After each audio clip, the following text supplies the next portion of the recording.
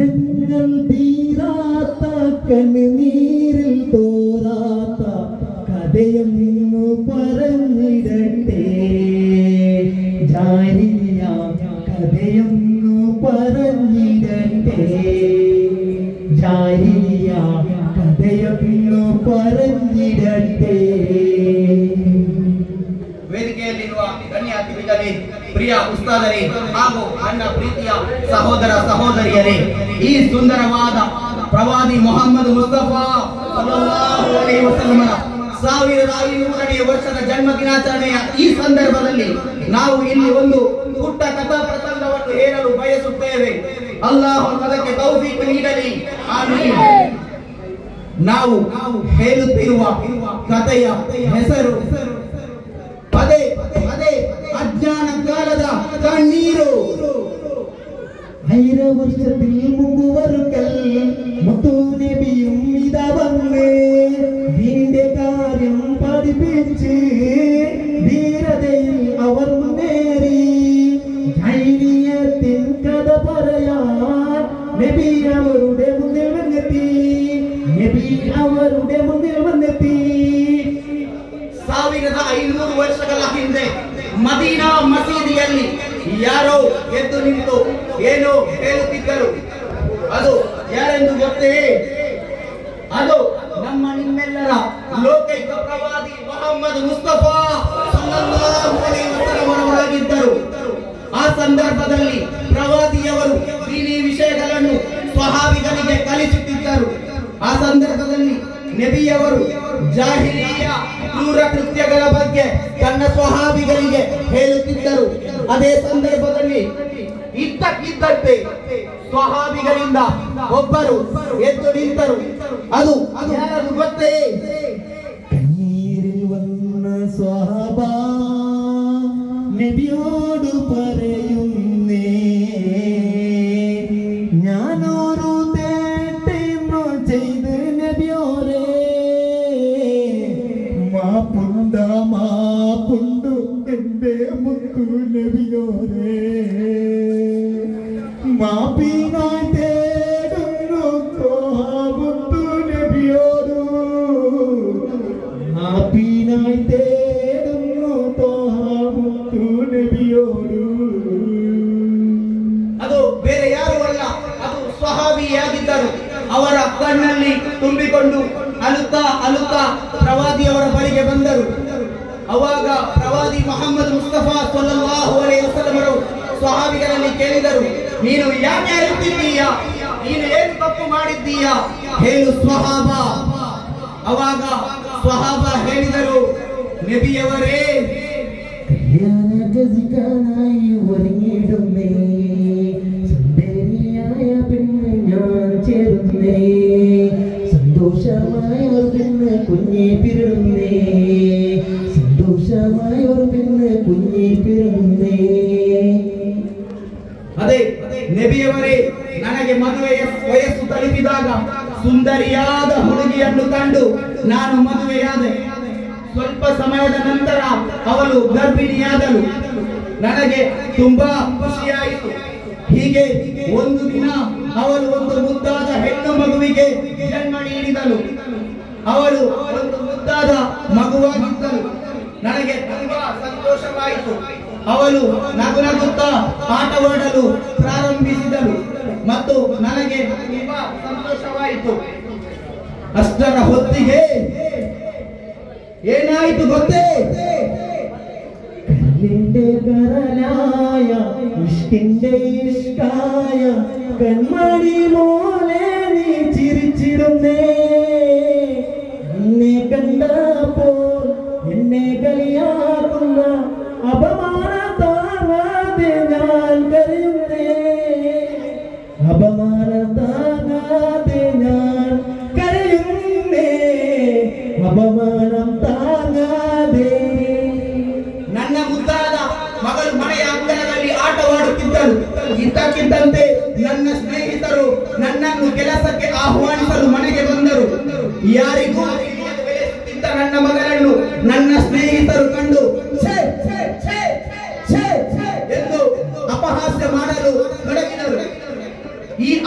ಅಪಹಾಸ್ಯವನ್ನು ಸಹಿಸಲಾಗದೆ ನನಗೆ ತುಂಬಾ ನೋವಿನಿಂದ ನಾನು ಸೀದಾ ನೇರವಾಗಿ ತೆಂಗಿನಕಾಯಿ ತರಲು ಮಾರುಕಟ್ಟೆಗೆ ಹೋದೆ. ತದನಂತರ ಏನಾಯಿತು ಗೊತ್ತೇ? കസവിന്റെ താട്ടമിട്ട് വെള്ളിയാറഞ്ഞാണ് വിട്ട് പൊന്നിന്റെ കുളസ വിട്ടത് മുഞ്ചത്തി വാപ്പാന്റെ കൂടെ പോകുന്നേ മലമുകളിൽ വാപ്പാന്റെ കൂടെ പോകുന്നേ മലമുകളിൽ വാപ്പാന്റെ കൂടെ പോകുന്നേ. ಇಂದು ನಾನು ನನ್ನ ಮನೆಯ ಹತ್ತಿರದಲ್ಲಿರುವ ಆ ದೊಡ್ಡ ಬೆಟ್ಟಕ್ಕೆ ಹೋಗಿ ಈ ಕಾಣುತ್ತಿರುವ ಚಿಕ್ಕದಾದ ತೆಂಗಿನ ಗಿಡವನ್ನು ನೆಡುತ್ತೇನೆ. ಆದ್ದರಿಂದ ನಾನು ನನ್ನ ಪ್ರೀತಿಯ ಮಗಳನ್ನು ನನ್ನೊಂದಿಗೆ ಕೊಂಡೊಯ್ಯುತ್ತೇನೆ. ನೀನು ಅವರಿಗೆ ಚಂದವಾಗಿ ಸುಂದರವಾಗಿ ಸ್ನಾನ ಮಾಡಿಸಿ ನನ್ನೊಂದಿಗೆ ಕಳುಹಿಸು.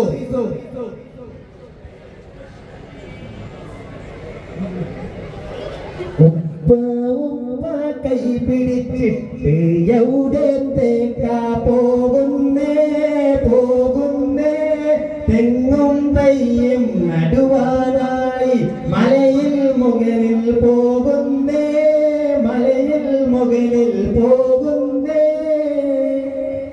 ಆನಂತರ ಆ ಪುಟ್ಟ ಹುಡುಗಿ ಖುಷಿಯಿಂದ ನನ್ನ ಹೊಸ ಬಟ್ಟೆಗಳನ್ನು ಧರಿಸಿ ನನ್ನ ತಂದೆಯ ಕೈಯನ್ನು ಹಿಡಿದು ಸಂತೋಷದಿಂದ ಬೆಟ್ಟಕ್ಕೆ ಹತ್ತತೊಡಗಿದರು. ನಡೆಯುತ್ತಾ ನಡೆಯುತ್ತಾ ಬೆಟ್ಟದ ಮಧ್ಯಭಾಗದಲ್ಲಿ ತಲುಪಿದರು. ನಾನು ಕೈಯಲ್ಲಿದ್ದ ತೆಂಗಿನ ಗಿಡವನ್ನು ಬದಿಗಿಟ್ಟು ಗುಂಡಿ ಅಗೆಯಲು ಪ್ರಾರಂಭಿಸಿದೆ. ನನ್ನ ಮಗಳು ನನಗೆ ಗುಂಡಿ ಅಗೆಯಲು ಸಹಾಯ ಮಾಡಿದರು. ನನ್ನೊಂದಿಗೆ ಆಟವಾಡಲು ಸಹಾಯ ಮಾಡಿದರು. ಅವರು ನಗು ನಗುತ್ತಾ ಆಟವಾಡುತ್ತಿದ್ದಾಗ ನನಗೆ ತುಂಬಾ ಖುಷಿಯಾಯಿತು. ಅಷ್ಟು ಹೊತ್ತಿಗೆ ನನ್ನ ಗುಂಡಿ ಕಂಪ್ಲೀಟ್ ಆಯಿತು. തേകുതി വന്നോ നോക്കനേ മോലെ അപ്പോൾ മകളാത ഓടി വരുന്നേ നോക്കൂ കുതി വന്നു നോക്കനേ മോലെ നോക്കും സമയത്താച്ച വീട്ടിടുന്നേ മകളും അതിൽ വീണ് കരഞ്ഞിടുന്നേ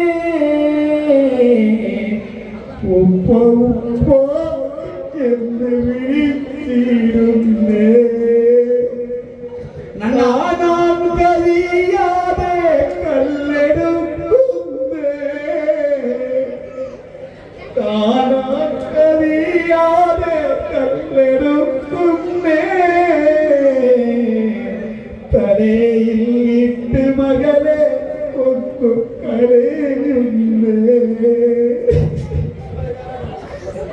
ನನ್ನ ಸ್ನೇಹಿತರ ಅಪಹಾಸದಿಂದ ಮನನೊಂದು ದುಃಖಿತನಾಗಿ ನಾನು ನನ್ನ ಮಗಳನ್ನು ಪ್ರೀತಿಯಿಂದ ಗುಂಡಿಯ ಬಳಿ ಕರೆದೆ. ಅದನ್ನು ನೋಡಲು ನನ್ನ ಪ್ರೀತಿಯ ಮಗಳು ಕಾತುರದಿಂದ ಓಡಿ ಬಂದು ನನ್ನ ಮಗಳು ನನ್ನಿಂದ ಹೊರಗೆ ಹಾಕ್ತಾರೆ. ಅಷ್ಟೊತ್ತಿಗೆ ನನ್ನ ಮುದ ಮಗಳು ಅಪ್ಪ ಅಪ್ಪ ನನ್ನನ್ನು ರಕ್ಷಿಸು ಎಂದು ಕೂಗತೊಡಗಿದರು. ಇದನ್ನು ನೋಡಿ ನನಗೆ ಸಹಿಸಲಾಗದೆ ಒಂದು ದೊಡ್ಡ ಬಂಡೆ ಕಲ್ಲನ್ನು ಕೈಯಿಂದ ಎತ್ತಿ ಹಿಡಿದು ನನ್ನ ಕಣ್ಣು ಮುಚ್ಚಿ ನನ್ನ ಪ್ರೀತಿ ಮತ್ತು ವಾತ್ಸಲ್ಯದ ಕಡಲಾದ ಮಗಳ ಮೇಲೆ ಕಲ್ಲನ್ನು ಹಾಕಿದೆ. ತಲೆ ಮುರಿದು ರಕ್ತ ಹರಿಯುತ್ತಾ ನನ್ನ ಮುದ್ದಿನ ಮಗಳು ಈ ಲೋಕದಿಂದ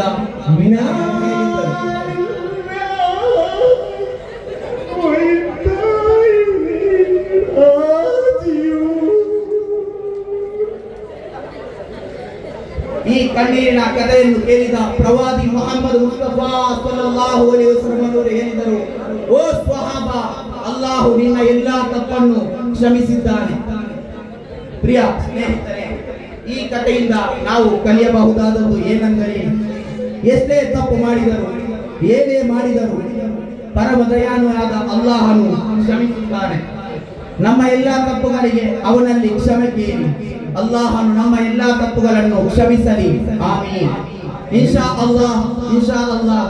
ಇಲ್ಲಿಗೆ ಈ ಕಥೆಯನ್ನು ಮುಗಿಸುತ್ತೇನೆ.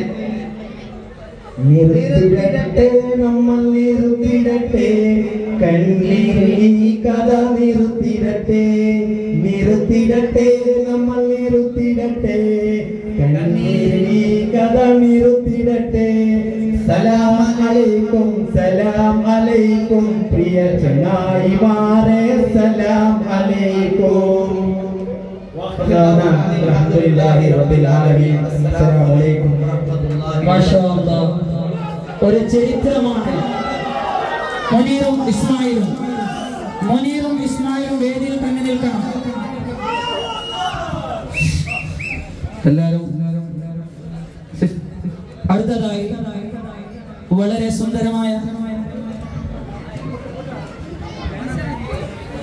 സുന്ദരമായ ഈ പരിപാടിയിലേക്ക് സ്പോർട്ടിൽ ക്യാഷ് അവാർഡ് സംഭാവന ചെയ്തത് ബെഡി ഗൈസ് കൊടാജെ.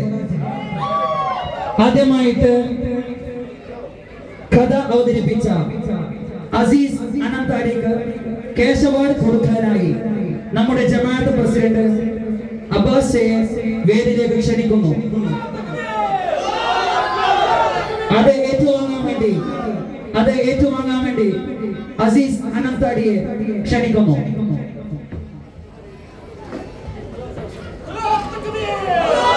ബിസ്മില്ലാഹി അല്ലാഹു അക്ബർ അല്ലാഹു അക്ബർ വലില്ലാഹിൽ ഹംദ്. അടുത്തതായി ഗാനം ആലപിച്ച സുന്ദരമായ കരയിപ്പിച്ച് ചിരിപ്പിച്ച് അത്ഭുതപ്പെടുത്തി നമ്മുടെ കൊടാജിയിലെ തന്നെ ഏറ്റവും വലിയ ഗായകൻ മുനീർ, അദ്ദേഹത്തിന് കേസ് അവാർഡ് നൽകാൻ വേണ്ടി നമ്മുടെ ജമാഅത്തിന്റെ സെക്രട്ടറി ബഹുമാന്യനായ റഫീഖ് ഹാജി നേർലകട്ടെ അദ്ദേഹത്തെ വേദിയിലേക്ക് ക്ഷണിക്കുന്നു. ഇത് ഏറ്റുവാങ്ങാൻ വേണ്ടി മുനീറിനെ വേദിയിലേക്ക് ക്ഷണിക്കുന്നു.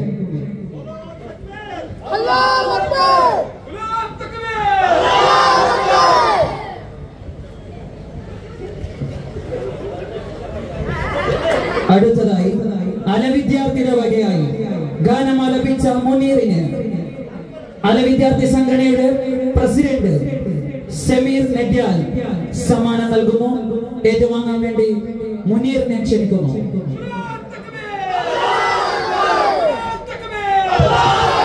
പ്രസംഗം അവതരിപ്പിച്ച ഇസ്മായിലിന് ഉപാധ്യക്ഷൻ നൗഫൽ സമ്മാനം നൽകി ആദരിക്കുന്നു.